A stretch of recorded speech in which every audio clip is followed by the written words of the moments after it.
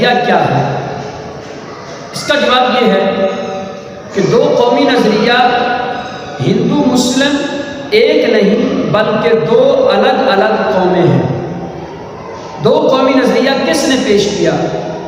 سب سے پہلے سیدی اعلیٰ حضرت الشاہ امام محمد رضا خان فاضل بریلوی رحمۃ اللہ علیہ نے 1897 میں یہ نظریہ پیش کیا، اور اسی کے ساتھ ہی علامہ اقبال رحمۃ اللہ علیہ نے 1930 میں دو قومی نظریہ پیش کیا۔ 14 نکات کب اور کس نے پیش کیے؟ 14 نکات قائد اعظم محمد علی جناح رحمۃ اللہ علیہ نے 1929 کو پیش کیے۔ خطبہ الہ آباد کیا ہے اور اس میں کیا تھا؟ یاد رکھیے گا 19 دسمبر 1930 کو آل انڈیا